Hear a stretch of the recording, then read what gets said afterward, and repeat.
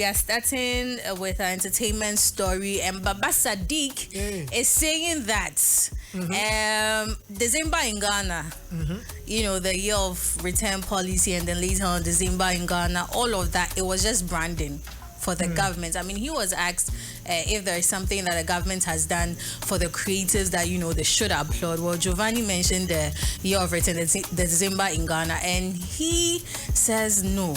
It was already there. That was something that was happening. Yes, already. that was something that was already happening. People were coming. Christmas or December in Ghana was something that was already there. People were coming back home to celebrate Christmas and everything.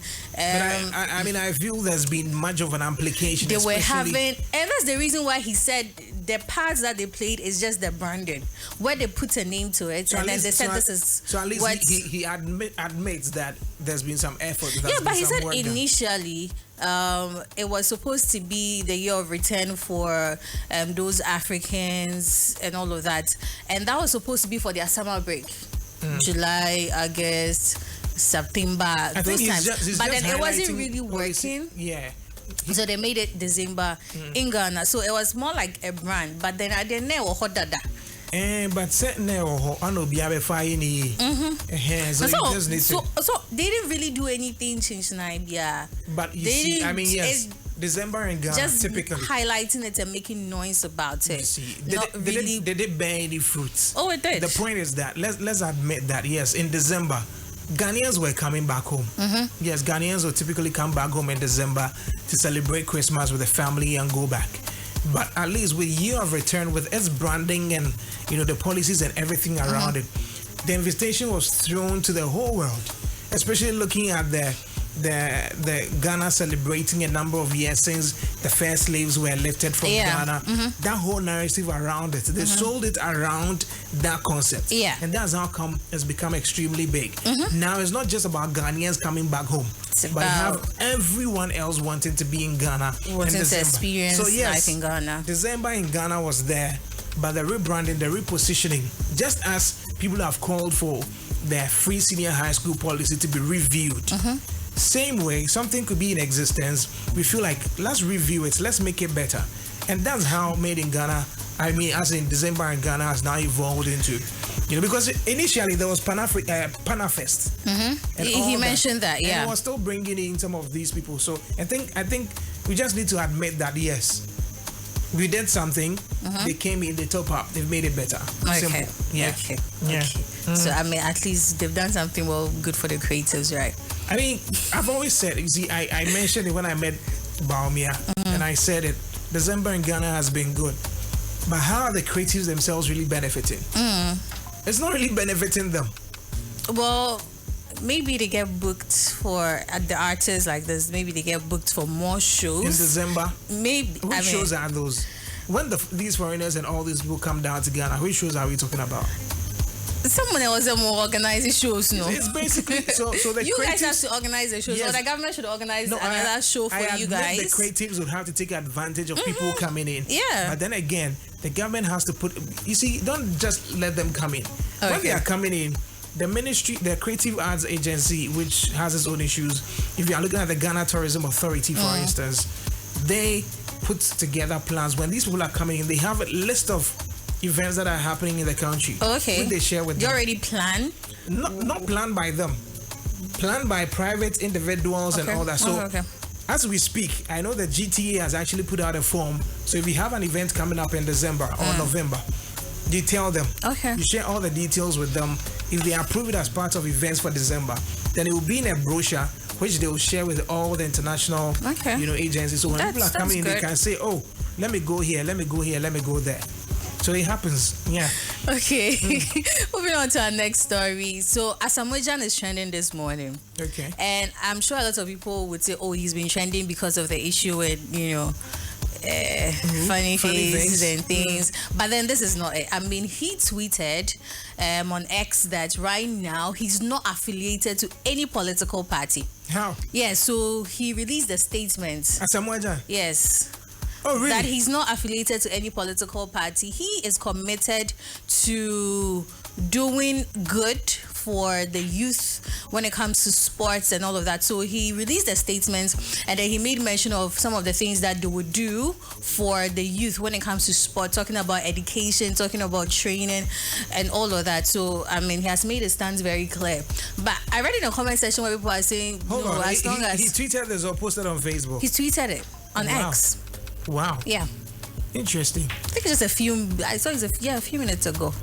Yeah. He says he's no longer affiliated. Okay, I think I've seen it on. No longer affiliated to a political party, with a statement on how he's actually going to help the youth of Ghana when it comes to sports, when it comes to education, and all of that. I'm sure it's a baby and go baby, don't know. Oh, how would you know? Maybe he has his own foundation, yeah. So he's doing it with his own foundation, and then he's trying to highlight the good things that he wants to do for the youth of Ghana, not based on any political party, but his own goodwill, because he's benefited a lot from sports.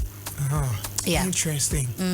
But why are you surprised? No, I mean, not too long ago, we saw him. Yes, we saw. And then again, he's part of the sports, desk.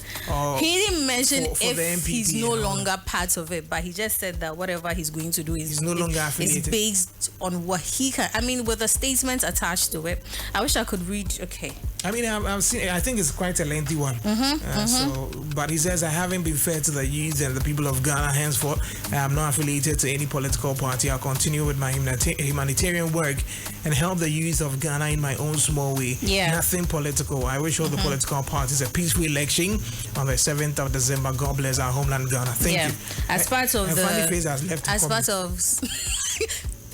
As part of the Asamoah Gyan Foundation, and some of the things that he said he's actually going to do will be building sports academies, training centers, mentorship programs that will nurture young talents in all sports, and also will emphasize on education, character, and life skills to prepare the youth for success beyond the field. So this is just a few of what he wants to do. Like I said, I mean, it's a lengthy one there, but I mean, it's all good. Well, we wish him the best. I tried checking on X, but I forgot to block him on X. Hey, why? What did you do? I think it's been about 3 or 4 years. There was a certain banter. Okay. And I think he said something. I replied him. He also replied. It was a back and forth. Okay. And he blocked. But I know that's what I was saying. Called block you. Actually, it's been years. You see, you block people and why drink crap. Yeah, you forget that. Okay. I think I don't know, but I think the only 2 people who have blocked me, Burna Boy and Asamoah Gyan. Maybe other people have blocked you that you don't know about. Yeah, maybe I just don't care about them. Anyway, let's wrap it up. Yes, our final story is on TV3, and this morning, Dr. Baumia, NAPO, they are trending because NAPO has said something about small-scale mining that people feel, Charlie, this is the wrong time to say this, because just yesterday I spoke about Guta threatening to go on strike at the end of the month because of illegal mining. And then Dr. Matthew Poku-Prempeh has come out to say that, look, we are not going to... I mean, we know illegal mining is different from small-scale mining because small-scale miners actually have the permits to mine. Their license to work. But then this is a time where a lot of people are calling for something to be done about how mining is done in this country. And then you come and say, oh, excavators in the crowd. I mean, when you're talking about unemployment, I expect you to say, give me a better... But small scale mining is employment. It is, but anyway, this is at a time where we are called for years. Then later on, if we feel we are okay, then we go back to it. But to come and say, go back and destroy the lands. No, I'm talking about all types of mining should cease. Hey. Yes. All types of mining should cease to further notice. Or what's it go for cease? Oh, just for a short period. You know the way that they can say that we've logged the sea? No, but we can do that. People like Taco Mines and Obuasi and all that. These are doing large scale mining and they are doing the right things. So obviously you can't prevent them from mining. Oh, that's we are preventing you, but for just a short period. Munjai kakra. No money there. Do you know what that would have? Those people that are fishing, that they told them not to go and fish, what do they do within that period? I answer my phone and so That time, yes, on my phone in there. So people are like, yo, this is the wrong time. I mean, to talk about small scale mining because we've had issues with how our water bodies are being polluted. And then you come back and then you say, if you're talking about unemployment, there are so many ways that you could, say, okay, I will do this, I will do that. No, but agriculture he was speaking in a community that's into that. Sector hasn't even been utilized properly. And I come to tell us, yes. Your community, no. God near to. We are